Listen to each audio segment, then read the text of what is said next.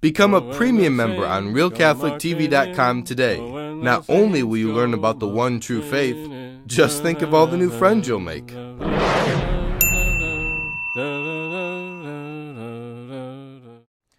Bishops call for civil disobedience.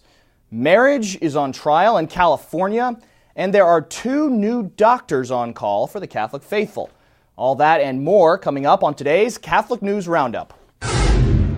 Catholic News Roundup is brought to you in part by PewSitter.com, your online Catholic newspaper for the third millennium, CatholicMediaCoalition.org, in line with the Church, online with the world.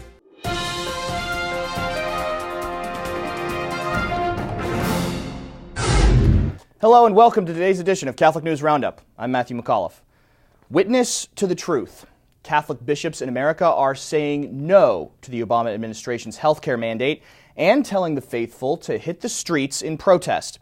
It has been dubbed the Fortnight of Freedom, a period from June 21st to July 4th, and is being described by the bishops as a period of prayer, study, catechesis, and public action, end quote.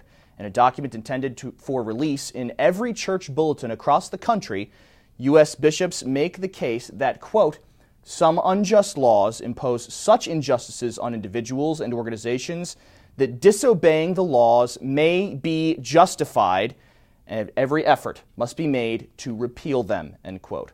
The Obamacare mandate, demanding that institutions run by the Catholic Church pay for contraception, abortion, and sterilization for their employees, goes into effect this August 1st, in most healthcare plans, and the administration says they will enforce it.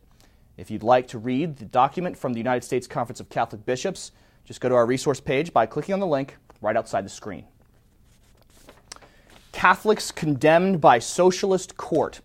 4 Catholics are being sentenced to significant prison terms for being pro-life, while thousands waited outside a courthouse in Vietnam. The 4 young men on trial were charged with distributing quote, anti-government leaflets and, quote, conducting propaganda against the state after being active with the Redemptorist News Information Network and acting as pro-life volunteers. Sentences of 39 months, 42 months, and 36 months in prison were meted out to them, with extensive probation periods to follow their terms, as the judges were unaffected by the thousands of Christian protesters present for the trial. The Socialist Republic of Vietnam only has one political party, founded by dictator Ho Chi Minh in 1930, and the U.S. Commission on International Religious Freedom reports that violence against peaceful demonstrations of Catholics has intensified in the country, especially in recent years. California judge dismisses DOMA. Another district court judge has declared war on marriage and the family, declaring the federal law known as the Defense of Marriage Act unconstitutional. The U.S. District Judge of Northern California, Claudia Wilken, is the 3rd district judge to overrule this federal law, pushing the issue of legalized homosexual marriage closer to the Supreme Court. In her decision, the judge cited a 1996 U.S. Supreme Court ruling in a Colorado case declaring gays and lesbians protected from, quote, burdensome legislation that is the product of sheer anti-gay animus and devoid of any legitimate governmental purpose, end quote. Legal experts expect the issue of same-sex marriage to be tried in the Supreme Court within the next 2 years. Stay with us. We'll be back in just a few seconds. Catholic News Roundup is brought to you in part by NewOxfordReview.org, the voice of Catholic Orthodoxy, in print and on the web, and RenewAmerica.com, expanding the influence of America's grassroots in the cause of freedom. Why the Butler Did It. The valet of Pope Benedict XVI has agreed to cooperate with authorities after being arrested for procuring confidential papal documents and leaking them to the press.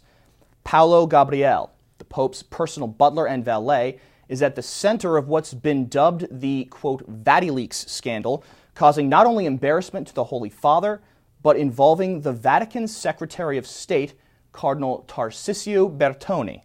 Some Vatican watchers claim that the leaks were an attempt to expose a consolidation of power under Cardinal Bertone, whom they say arranged the dismissal of a close friend of Pope Benedict, the head of the Vatican Bank.